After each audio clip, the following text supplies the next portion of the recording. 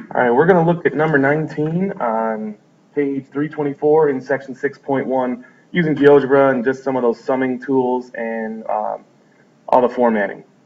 So, first thing, I'm going to put in my table, put in my discrete variables, and then the probability that they occur.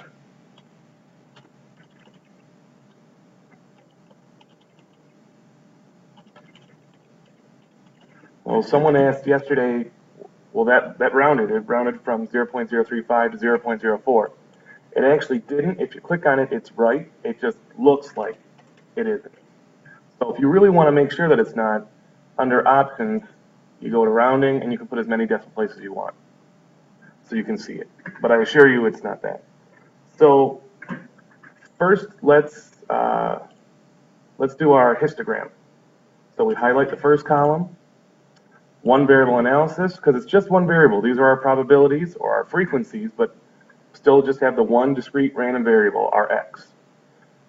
So we highlight the one column, go to settings, data with frequency, highlight this, click the little grabby hand, and we have it. So we don't really want a histogram, we want a bar chart. We're kind of cheating.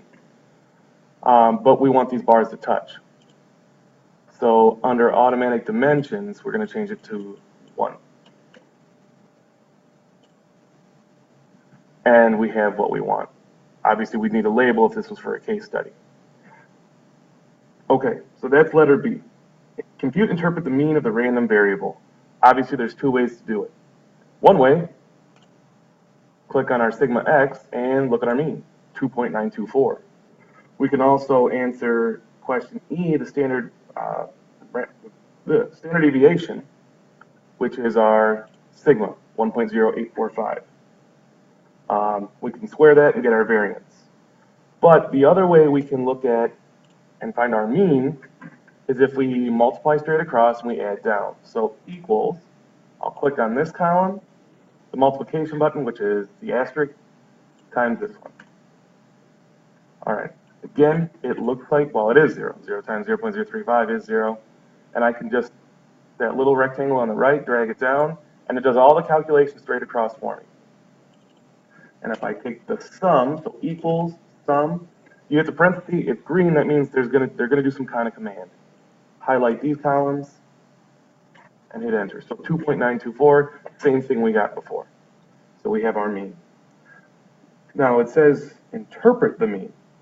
That means, on average, at least one parent of these kindergarten through 5th grade students is involved in about 2.9 activities. So almost 3, a pretty good average, very involved parents. Letter F, what is the probability that a randomly selected student has at least one parent involved in 3 activities? Well, 3 activities is right here, so it's 0.32. What is the probability that a randomly selected student has at least one parent involved in 3 or 4 activities?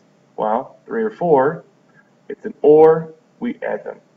So again, for our summing tool, equals sum this plus sign this column, or this cell. I did not put the equal sign, and I need to do that. All right.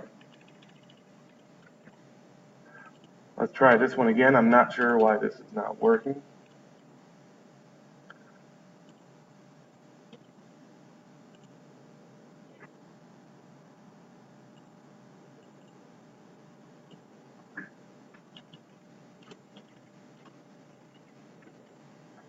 Not quite sure why this isn't working. It worked here, and it's the same thing.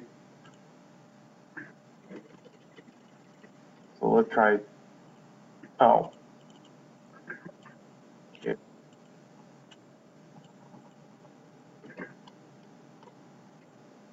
It's not working because you don't put that, put our semicolon.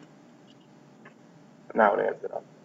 And that is number 19 from the homework on 6.1, page 324.